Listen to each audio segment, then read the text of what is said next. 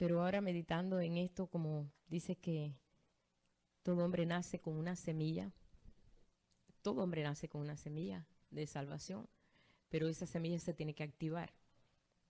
Y esto me da más seguridad a mí de que se están activando muchas semillas, se están activando muchas semillas y están respondiendo al llamado del Señor en el sentido de que ya no es, ya no nos bastamos a nosotros mismos, o sea que descubrimos que no somos nosotros, sino el Señor en nosotros el que nos capacita. Y pues me gozo que en todos los lugares Dios tiene un remanente y Dios está trabajando con gente que a veces tú dices, pues esta gente, ¿qué puede aportar al reino? Pues sí, su corazón, Dios todo lo que quiere es el corazón y es necesario que nosotros estemos pensando en que Él lo está haciendo, Él está despertando, es como está activando esa semilla. Y veo que está respondiendo esa semilla en muchos. Y bueno, Pablo llevó libros y entonces ahí estuvimos compartiendo con estos hermanos que están haciendo preguntas sobre el tabernáculo de David, sobre cosas que nos interesan a nosotros, que es lo que es la alabanza, la adoración y lo que es la presencia del Señor. Y hasta hicieron allí un tabernáculo que yo le tomé fotos, después se los enseño, qué hermoso, porque ellos descubrieron una cosa, la esposa del pastor, que hay 3 puertas. Ustedes saben que hay 3 puertas en el tabernáculo. Está la entrada para el lugar santo. O sea, primero está la entrada a los atrios, después está la entrada al lugar santo, después el lugar santísimo. Entonces el Señor le mostró que Él era, el camino es la primera puerta. La verdad es cuando entra a la segunda puerta, que es el lugar santo. Y la vida es el lugar santísimo. Y yo, oh my, wow. Y se emocionó tanto ella que hasta ahí hizo van a verlo, todas las figuritas, ahí están las figuritas, el vestido de sacerdote, y ahí está el arca del pacto, hizo como un tabernáculo, y ahí lo tenía. O sea que me alegra cuando ya el pueblo de Dios ya no está solamente enfocado en que esto es pecado, que esto no es pecado, que si esto es bueno, que si esto es malo. Ya comienzan a expandirse, a abrir su corazón y darse cuenta qué es lo que es necesario en este tiempo. Y yo descubrí en la escritura que en varios versículos el Señor da un énfasis a lo que es necesario. Porque podemos nosotros hacer muchas cosas y son cosas buenas para Dios, pero ¿qué es lo que es necesario? Y la primera palabra necesario es cuando el Señor le dice a aquel hombre, ¿verdad, Nicodemo? Es necesario que nazcas de nuevo. Usa la palabra es necesario. Para Dios algo necesario es algo que si no entramos por ahí no podemos hacer lo que tenemos que hacer. Cuando Él le dice qué cosas debemos de para poder manifestar este reino, ¿cómo es esto? Y Nicodemo era maestro de la ley, era un hombre que conocía, mas sin embargo no sabía que hay una semilla que se tiene que activar y tenemos que nacer de nuevo. O sea, darnos cuenta y entramos, nacemos al reino y comienza todo nuevo. Y es el primero que aparece aquí en esta palabra o en esta acción que es necesario. Y este versículo donde el Señor le muestra a él está en Juan capítulo 3, verso 7, donde le dice, es necesario, esto es necesario. ¿Y dónde hay otro? A veces ustedes se recuerdan dónde hay otro versículo que el Señor dice que es necesario. A veces se acuerdan. Es necesario que adoren. Es necesario que le adoremos en espíritu y en verdad. Dice, porque es necesario. ¿Por qué? Pues para que se desarrolle en nosotros toda la potencia interior. Porque si no en nosotros no se desarrolla eso. ¿Sí?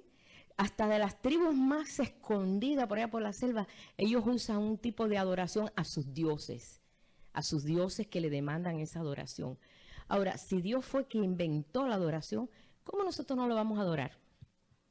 Si Él es el que hizo todo posible para que el hombre tuviera el potencial de poder adorar a su creador, aquel que lo creó.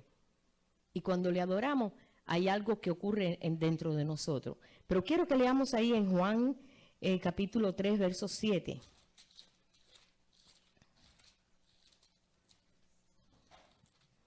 Dice,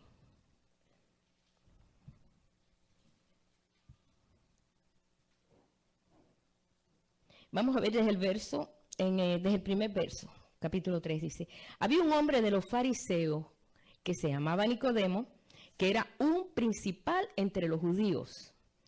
Este era maestro de la ley, este conocía la ley, sabía todas las cosas que había que hacer, tenía todo pues un directorio de todo lo que tenía que hacer un hijo de Dios, o sea, un religioso, ¿no? Vamos a poner así porque todavía ellos no estaban entendiendo qué cosa era un hijo de Dios.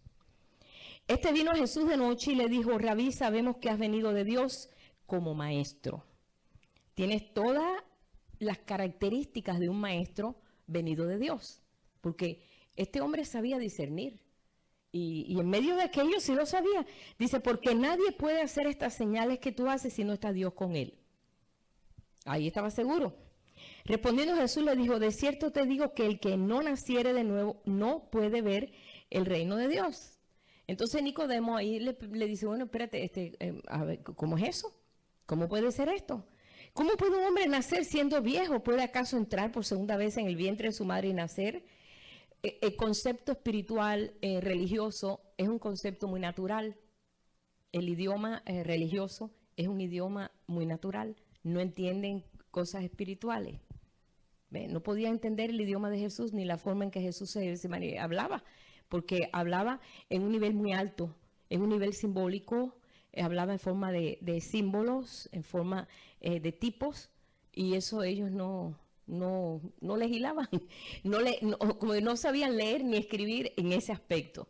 Entonces le dice, ¿cómo puede ser este fenómeno? No lo entendemos. ¿Cómo puede ocurrir? Entonces el Señor le dice, de cierto te digo que el que no naciere de agua y del Espíritu no puede entrar en el reino de Dios. Lo que es del nacido de la carne, carne es, pero lo que es nacido del Espíritu, Espíritu es. No te maravilles que te dije, es necesario nacer de nuevo. Es necesario. Tú puedes hablarle a cualquier persona de todas las maravillas de Dios y si esa semilla no se ha abierto, es como que él entra por aquí y le sale por acá. No razona, no entiende. Puede ver algo y puede más o menos, pero no puede. Que el Señor dijo, es necesario, para poder entender el reino es necesario que tú nazcas de nuevo a esta nueva vida. Si no, no hay manera, no hay forma. Entonces le dice, el viento sopla de donde quiere y oye su sonido, pero ni sabes de dónde viene ni a dónde va. Así es todo aquel que es nacido del Espíritu. Entonces Nicodemo le dice, ¿y esto, cómo se puede hacer esto? ¿De qué manera se puede llegar a ese nivel? ¿Cómo puedo? Entonces Jesús le responde y le dice, ¿eres tú, maestro de Israel, y no sabes esto? Tú no sabes que tiene que haber una conversión, tiene que haber una transformación, tiene que haber un arrepentimiento, un deseo de una nueva vida. En nosotros se ha puesto una nueva vida. El Señor nos ha dado escoger una nueva vida. Si queremos la escogemos, si queremos no la escogemos. Si queremos nos quedamos con la vieja vida. Y ahí a riesgo de nosotros mismos. Entonces le dice, de cierto te digo que lo que sabemos hablamos y lo que hemos visto testificamos y no recibís vuestro testimonio. Pero si yo les digo cosas terrenales y no creéis, ¿cómo creeréis si les dijere las celestiales? Entonces él comienza a hablarle ya en un nivel alto. Observen eso. Nadie subió al cielo sino el que descendió del cielo. ¿Quién? El Hijo del Hombre que está en el cielo. Espérate, ¿tú estás aquí? Es difícil entender las cosas espirituales si tú no tienes una mente espiritual. Es imposible, es imposible. Es como que te tratan de enseñar a leer, pero tú no sabes leer y no puedes leer. Por mucho que te traten de, no puedes leer. Ves letras y ves garabato. Tú lo que ves es garabato. Y así es cuando nosotros no conocemos realmente el poder de Dios en nosotros. O sea, no conocemos el cambio, la transformación en nosotros. No podemos entender. Por eso el Señor dice, es necesario que nazcas de nuevo a una nueva vida. Esto es un nacimiento. Dice, y así como Moisés levantó la serpiente en el desierto, vuelve y repite. Muy pocas veces el Señor dice que algo es necesario. Dice, así es necesario que el Hijo del Hombre sea levantado. Entonces, ¿cómo levantó Moisés la serpiente en el desierto? Cuando el pueblo se desenfrenó y el pueblo hacía lo que le daba la gana y en el desierto y ya no se podía controlar la situación, Dios mandó serpientes ardientes, o sea, serpientes venenosas. ¿Quién las mandó? Dios. Dios. Tú dirás, ay, pero ¿cómo Dios va a mandar serpientes venenosas? Pobrecito el pueblo. Y las serpientes mordían al pueblo y el pueblo se moría. Entonces, Moisés le dice, Dios, ¿y qué hago yo con esta gente? Porque se está muriendo. El Señor dijo, hazte un asta y hazte una serpiente de bronce y enróscala en el asta, súbela. Y todo aquel que fuera mordido por la serpiente, que mire hacia esa serpiente de bronce, y todo aquel que mire a la serpiente y extendiese su mirada allí, su corazón allí, el veneno no le haría nada. Entonces, ¿de qué manera? Dice Jesús, de esa misma manera, como Moisés levantó la serpiente en el desierto, así es necesario que el Hijo del Hombre sea levantado, donde Él sea el primero en medio de lo que sea, de nuestra propia vida. Y eso está aquí, esto se encuentra aquí también en Números, capítulo 21, versos 7 al 9. Números 21, 7 al 9.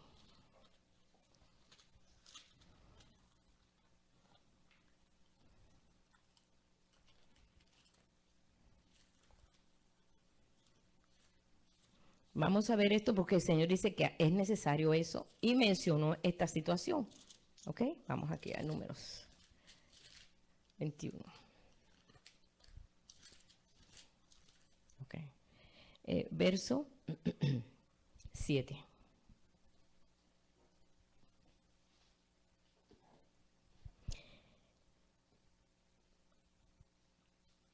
En el 6. Quiero que vean la condición del pueblo y el trato de Dios con el pueblo y la solución. En Dios siempre hay solución. El Señor siempre hay solución. No hay cosa que tú digas, bueno, ¿a quién voy a ir si Él dice, ven a mí y yo te daré la solución? Dice en el verso 5, y habló el pueblo contra Dios y contra Moisés, diciendo, ¿por qué nos hiciste subir de Egipto para que muramos en este desierto? Pues no hay ni pan ni agua y nuestra alma tiene fastidio de este pan tan liviano. Y Jehová envió entre el pueblo serpientes ardientes que mordían al pueblo y murió mucho pueblo de Israel. ¿En dónde? En el desierto. ¿Por qué? Porque no entendía. ¿Qué se produjo ahí? Serpientes. ¿Quién las puso? Dios. No las puso Satanás, fue Dios. Aquí dice que fue Dios. Porque el Señor quería hacer volver al pueblo al plan de Él. Ese es el deseo de Dios, es hacernos volver a su plan. Entonces el pueblo vino a Moisés y dijo, hemos pecado por haber hablado contra Jehová y contra ti. Ruega a Jehová que quite de nosotros esa serpiente. Y Moisés oró por el pueblo. Ustedes saben que Moisés se volvió muy manso y siempre estaba orando por el pueblo, porque él sabía que de ese pueblo iba a salir el Mesías. O sea, que tenía que cuidar ese pueblo como lo más grande, el tesoro más grande era ese pueblo. Y Jehová le dijo a Moisés, hazte una serpiente ardiente y ponla sobre un asta. Y cualquiera que fuere mordido y mirare a ella, vivirá.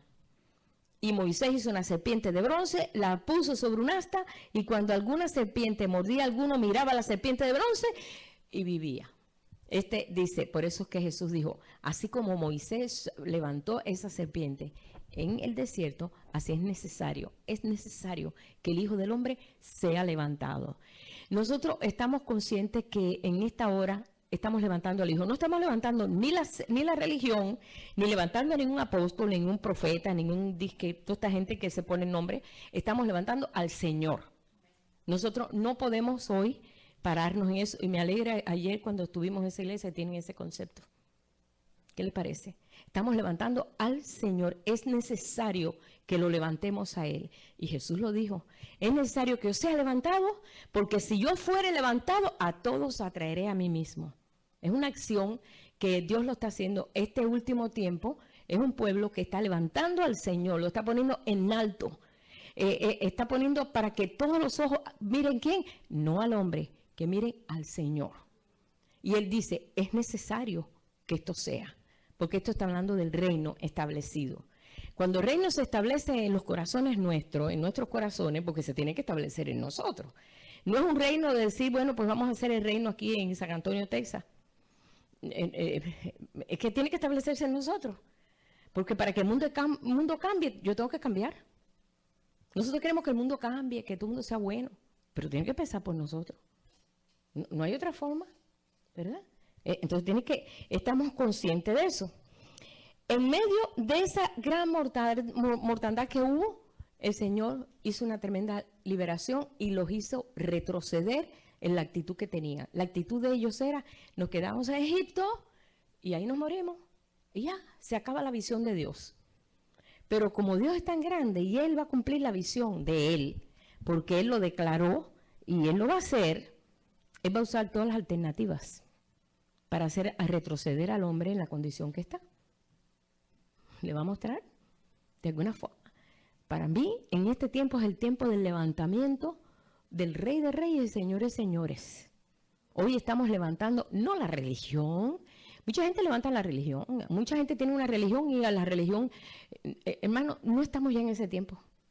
Ya pasó ese tiempo, ya ha pasado el tiempo de Babilonia, ahora es el Señor. Ahora Él está poniendo todas las cosas en ese orden. Aquí, cuando dice en Juan 4:24, que le dice a la samaritana, es necesario que adoren, es necesario. Cuando el Señor muestra eso, Dios no usa palabras vanas, ni usa cosas exageradas, ni cosas, sino cuando Dios dice, Él habla con una clase de personalidad y carácter y una verdad que Él lo deja, pues sin duda, es necesario que le adoremos. ¿Qué cosa es adorarle? Adorarle es ponerlo a Él en primer lugar en tu vida. Eso es adorarle. Reconocer que Él está sobre ti en todas las cosas, en todas las decisiones, en nuestros hijos, en nuestros parientes, en todo. Que Él es el que rige, Él es Dios eterno, es el poderoso, el que está sobre todas las cosas. Y rendirle esa adoración.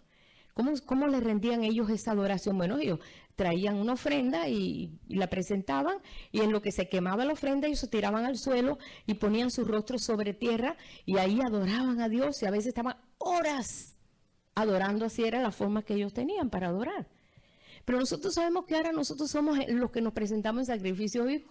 Nosotros ahora somos la ofrenda. Entonces ahora, ¿cómo nosotros nos vamos ahora? ¿Cómo nos vamos a pasar? ¿No? Declarando que verdaderamente es Él el que toma todos los lugares en nuestra vida. No hay un lugar donde no esté. Por eso decía Juan el Bautista. Ustedes recuerdan cuando Juan el Bautista pues comenzó a hacer todas aquellas cosas pues tremendas que él hizo, mensaje de arrepentimiento, hasta que entonces introdujo a Jesús. Y dijo, ahí el Cordero de Dios que quita el pecado del mundo. Y fue en el Jordán donde apareció Jesús. Cuando Jesús aparece en Jordán, entonces él dijo, bueno, está bien, eso es lo que yo estaba predicando. Yo venía a introducir al Mesías, ya el Mesías está aquí. Ya el Mesías comenzó pues a traer todas aquellas verdades que lleno del Espíritu Santo. Pero después, cuando vemos nosotros en la historia lo que pasó con Juan el Bautista, que finalmente pues lo llevaron preso. Y cuando lo llevaron preso, él era un hombre, pues, Juan el Bautista era un hombre de carácter, era un hombre lleno del Espíritu Santo, es el vientre de su madre, desde que pequeñito. Dice que él crecía en esa gracia delante de los hombres, pero también delante de Dios. Porque él fue lleno. ¿Recuerdan cuando llegó María a ver a su prima Elizabeth, que el niño brincó en su seno y fue lleno del Espíritu Santo? Y ella comenzó, pues ahí estuvo ella todo ese tiempo que estuvo, hasta que ya estaba creo que en su cuarto mes, no sé, estuvo hasta que dio a luz Elizabeth, y después María volvió otra vez allá a Nazaret, donde ella tenía pues, donde ella vivía, ¿no? Y ahí vemos nosotros todo esto que ocurrió, todo este desarrollo de la historia. Pero Juan el Bautista creció con un entendimiento muy diferente a todos los que habían crecido cerca de él como hijo de sacerdote. Él era hijo de un sacerdote. Él tenía por herencia ser un sacerdote, porque todos los sacerdotes, sus hijos, tenían que seguir la herencia. Esa era la herencia que Dios les daba.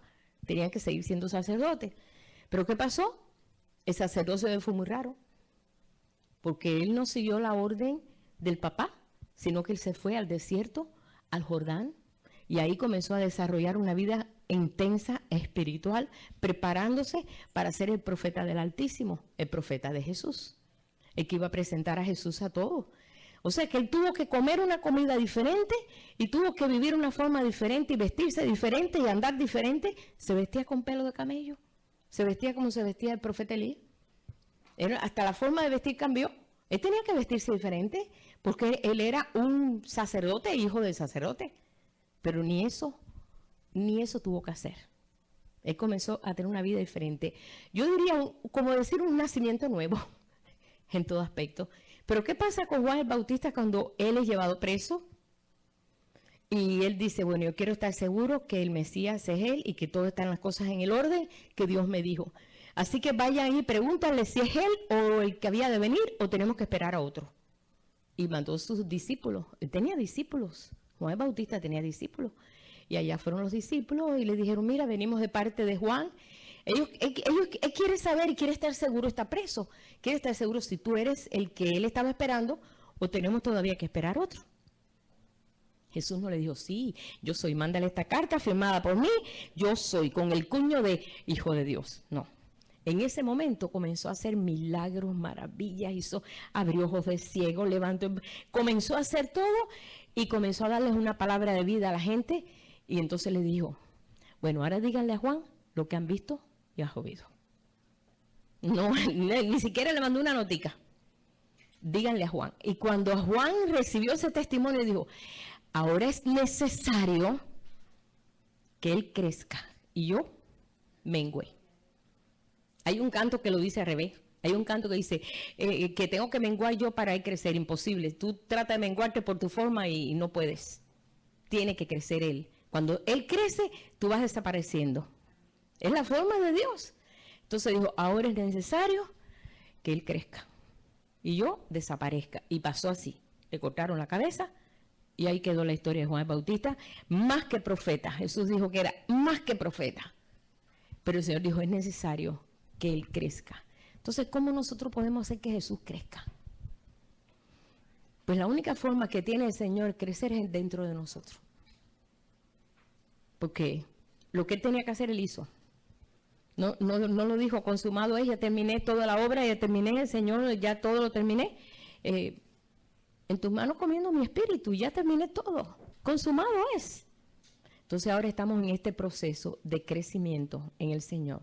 ¿Cómo? A través de la adoración, a través de decir, Señor, tú eres digno. A ti te adoramos. En medio de esto que estoy pasando, este conflicto, tú eres rey, tú tienes la solución. Muchas veces no lo hacemos así. Muchas veces buscamos la solución por muchos lugares, de una manera o de otra. Pero cuando tú dices, tú eres el rey, tú eres el que el Señor nos capacita, y yo te miro a ti, yo miro esa serpiente enroscada en esa barra, como hizo Moisés, y yo clamo a ti. Y el Señor dice, clama a mí y yo responderé. Pero ¿cuánto nos hacemos de esa palabra? En el momento dado no podemos, pero es necesario que nosotros levantemos nuestros ojos y digamos, Señor, tú eres aquí, el más importante. En todos estos días el Señor me ha estado mostrando este asunto de fijar nuestra vista en Él. Y recuerdan que lo he estado compartiendo como Nabucodonosor, después de estar 7 años así como un animal, miró arriba y dijo, y le devolvió la razón Dios, porque estuvo loco 7 años. Y vemos muchos casos. Cuando ellos miraron y dijeron, Dios es el autor de mi vida, entonces el Señor comienza a cambiar todo. Esto es importante que nosotros lo entendamos, porque no solamente para nosotros que quizás ya hemos pasado por esto y hemos digerido esto, pero ¿cuánta gente tú le puedes decir, pon tus ojos en Él?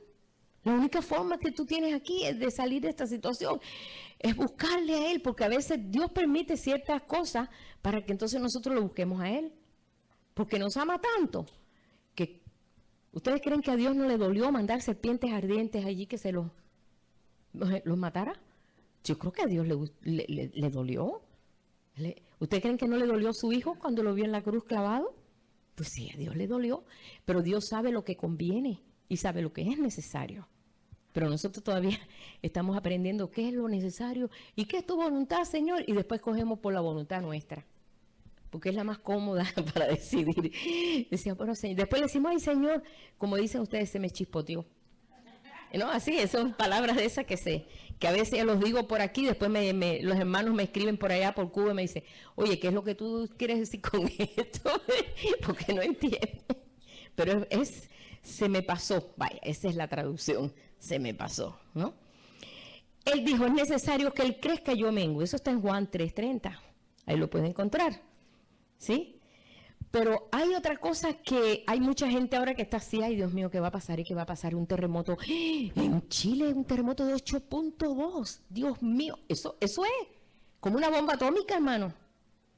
No crean ustedes, es como una bomba atómica. Que hay allá una tormenta, hay un ciclón de 4 puntos en la escala de Richter. 4, óyeme, eso es un señor ciclón. Y están pasando cosas que decimos, Dios mío, ¿qué está pasando? Dice el Señor, es necesario que todo esto acontezca.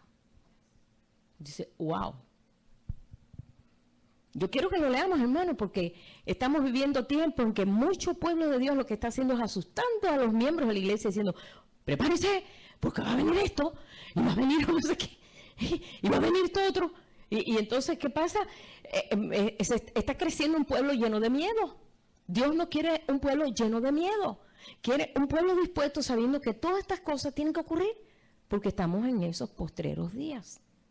Y tenemos que estar dispuestos a enfrentar todas estas situaciones. Y si hay que interceder, vamos a interceder. No estamos orando por Venezuela, no estamos orando por países, ¿verdad?, que están en una necesidad, por México, por Cuba, países que están teniendo un tiempo horrible. ¿Y qué cosas podemos hacer, Señor? Pues orar por ellos. Uno que se ponga en la brecha puede mucho. Ahora, si somos miles en la brecha, se puede más. ¿No es cierto? Pero dice aquí en Marcos 13:7. Marcos 13:7. Vamos a leer eso así, porque cuando estaba viniendo este asunto del Y2K, todo el mundo andaba, ay Dios mío, ¿qué va a pasar? Ay Dios mío, ay qué bueno. El pueblo de Dios estaba atemorizado y el gente del mundo estaba feliz haciendo fiesta. Don Francisco, una fiesta allá en no sé dónde. Y acá el pueblo de Dios estaba, se va a acabar el mundo. Pero ven acá, si tú tienes una garantía de vida, ¿qué miedo tú tienes? ¿Qué estás proyectando? ¿Miedo? Dios no quiere que tú proyectes miedo, que tú proyectes confianza. Sabemos que estas cosas tienen que pasar. Dice aquí, Marcos 13:7. Dice, bueno, vamos a ver el 6, que estamos el 5, vamos a ver. Porque hay muchas cosas que estamos viendo aquí que necesitamos saberlo, hermano. Vamos a ver, Marcos 13. Vamos a leer el versículo 3. Se sentó en el monte de los olivos frente al templo y Pedro, Jacobo, Juan y Andrés le preguntaron aparte diciendo, dinos, ¿cuándo serán estas cosas? ¿Qué señal habrá cuando todas estas cosas vayan a cumplirse? Jesús respondiéndole comenzó a decirle, mirad que nadie os engañe, porque va a haber muchos engañadores, hay mucha gente engañadora, va a haber muchas cosas engañadoras que no se están dirigiendo por el Espíritu de Dios y están usando artimañas del error para que seas un creyente ahí, ay Dios mío, ¿qué va a pasar? Hay que ser bueno porque va a pasar algo. No, nosotros nos tenemos que preocupar de la vida de Cristo, nosotros crezca, que podamos nosotros tener una conexión con Dios, una seguridad, un gozo, una alabanza. Imagínate un pueblo que esté muerto de miedo dando una adoración a Dios, eso no sirve para nada. ¿Qué adoración le vamos a dar a Dios si estamos muertos de miedo? Una adoración de miedo.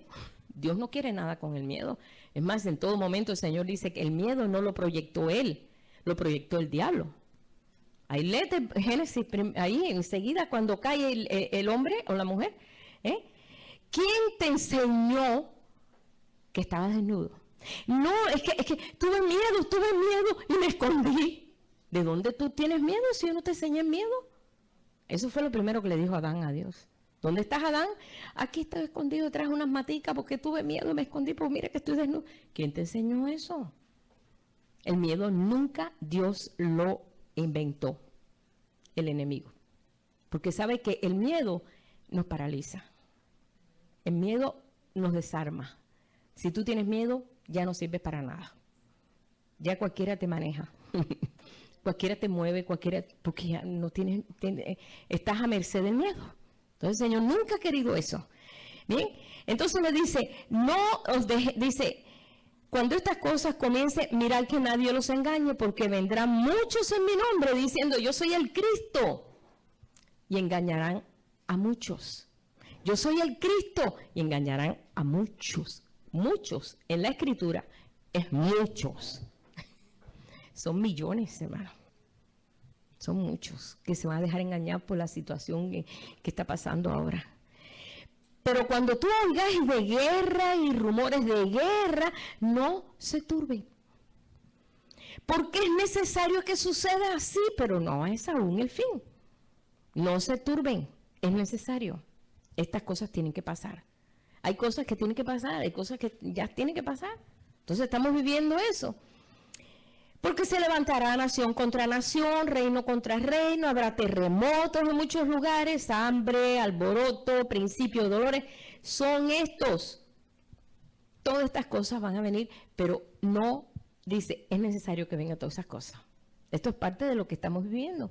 Cuando estas cosas empiecen a suceder, que dice, levanta tu cabeza. Y mira que verdaderamente Dios tiene control de todas las cosas. Y el Señor, en el último versículo, no lo va a leer todo, en el 23, dice, pero vosotros mirad, os lo he dicho todo antes. Los he estado anunciando todo, todas estas cosas. Bueno, todas estas cosas que estamos viviendo, el Señor dijo que es necesario que tienen que ocurrir. Así que no estemos nosotros, hermanos, en ese terror ni en esa ansiosa inquietud de decir, Dios mío, ¿qué va a pasar? Ahora pasó eso en Chile y llegó acá y entonces cuando nos tocará a nosotros en San Antonio, no podemos vivir así. No podemos vivir así. Yo me recuerdo cuando hubo el terremoto en Guatemala en el año 76, hubo un terremoto en Guatemala que fue 7 puntos, no sé cuánto, fue miles de muertos. Y esa noche nos cuenta un hermano que estaba en Guatemala que empezaron a oír los perros aullando. Y entonces ya había habido una profecía que iba a venir un terremoto. Todos los cristianos dormían vestidos porque ellos creyeron que iba a venir el terremoto. Dice, nos acostábamos vestidos. Creo que fue el día 6, ¿no? El día 6 del terremoto, algo así, el 6 de febrero. Creo que fue, no sé, creo que fue el 6 de febrero. Me recuerdo porque yo hasta lo anoté porque para nosotros fue un impacto, porque nosotros supimos de antes esa profecía de que iba a haber un terremoto muy horrible en Guatemala. Y dice que cristianos casi no murieron. Dice que fue una cosa increíble. Y este hermano, cuando dice que él se quedó en la casa, y en eso cuando él se despierta, él dijo, ay, pero qué exageración esta cosa ay, yo creo que se están ya yendo ya para eso. Y dice, yo no me salí. Cuando empieza a moverse él estaba durmiendo. Ajá, el techo cayó en la cuna del bebé. Y fue duro lo que él vivió. Muy poquitos creyentes. Entonces todos se salieron cuando empezaron ya los perros. Y entonces mucha gente lo que hicieron fue ayudar a los demás. Y fue una bendición grande lo que hicieron porque ayudaron a mucha gente en medio de lo que estaban viviendo. Nosotros recibimos tanto testimonio porque ese hermano pues venía de Guatemala, venía apenas pasando, que hasta por cierto buscaban ropa y yo agarré el closet y pobre Pablo me lo dejé sin casa cerró. Todavía me está recordando un pullover ahí que le di. Porque hay que mandar ropa para Guatemala, pues a mandar ropa y vacía casi los closets, todo el mundo en la iglesia, por la necesidad que había. ¿En qué podemos ayudar? En algo así. Pero mira, el Señor se glorificó porque ellos dieron tantos testimonios de que fueron avisados. Fueron avisados. Y este hermano que perdió su bebito, como a los 2 años tuvo un bebito, igualito a ese. Dice, aún el Señor tuvo misericordia conmigo, porque yo me reía de todos ellos. Y el Señor me permitió volver a tener otro niño. Y él nos dio ese testimonio aquí en San Antonio, que él vino a predicar aquí. Pero bueno, son cosas que vemos en medio de una situación así, que el Señor se glorifica en medio de todo eso. Es necesario, después Jesús dijo, que este evangelio sea predicado en el mundo entero.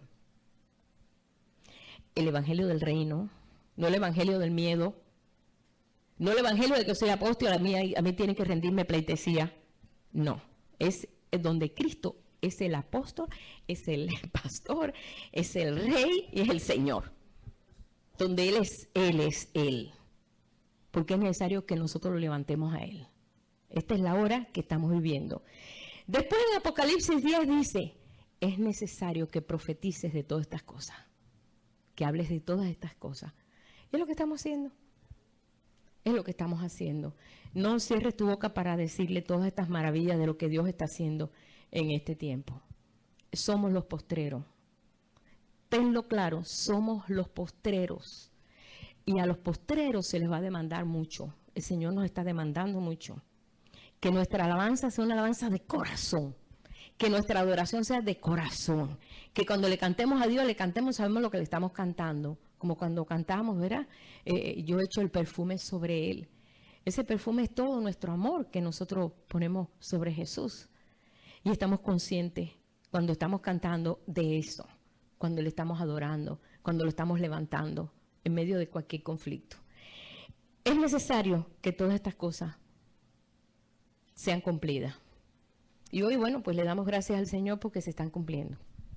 Y nos estamos gozando, hermano, porque yo estoy mirando que realmente hay tanto pueblo de Dios que ya no quiere voz de Dios, de hombre, sino voz de Dios. Quiere escuchar palabras que le toquen su corazón y que haga cambio, que haya transformación. Y nosotros le estamos pidiendo eso al Señor. Levántale, nomás levántale. ¿Cómo yo puedo levantar a Dios? Si Dios está más levantado que yo, si Dios es más, Él tiene todo en sus manos, pero tómalo en cuenta, tómalo en cuenta. Toma en cuenta el Señor. Si hoy vivimos, respiramos y andamos, es porque Él quiere. Y porque a esta hora, dice, para esta hora, Él nos ha puesto en el reino. Para esta hora. ¿Para qué? Para que demos un testimonio exacto de quién es Dios, quién es el Señor para nuestra vida.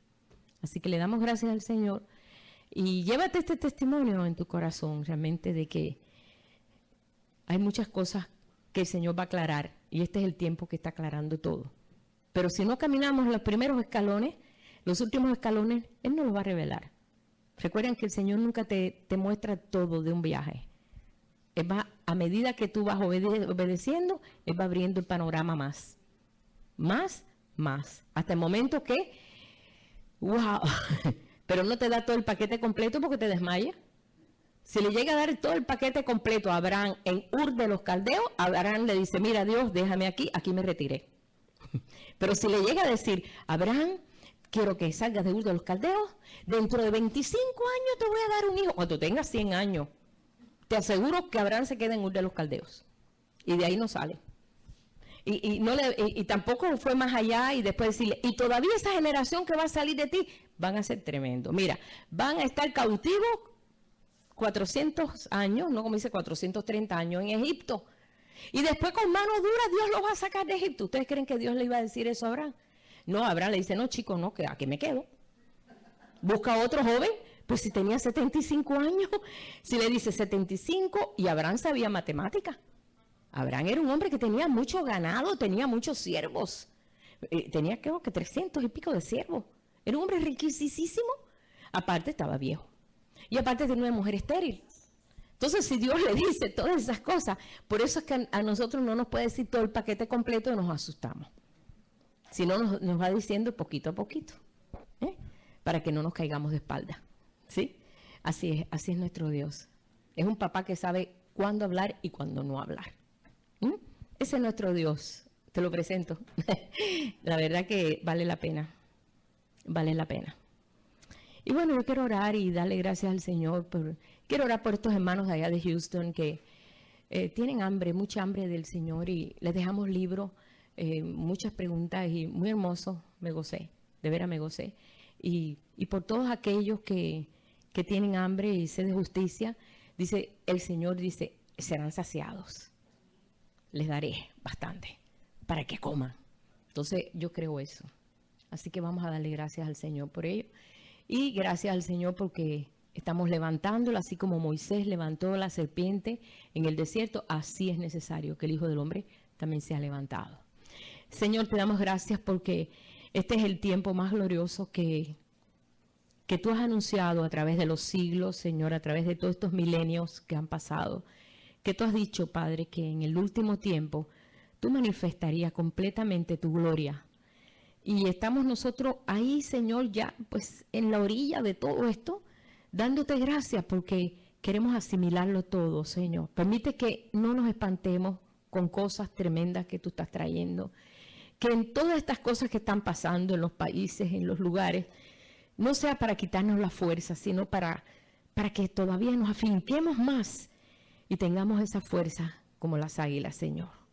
Ayúdanos, Padre, que en lo que nos tenemos que mover aquí, ahora, cada uno en su hogar, con sus hijos, con sus nietos, con todo lo que tienen que ver, Padre, que no haya desánimo, al contrario, que haya un ánimo siempre presto de levantarte a ti, de verte a ti sobre toda la situación, sobre sus hijos, sobre las situaciones aún económicas, Padre, situación de salud y cuántas cosas, Padre, que tenemos que enfrentar, pero que en todo sabemos que somos más que vencedores, porque tú estás en medio de todo esto, Señor.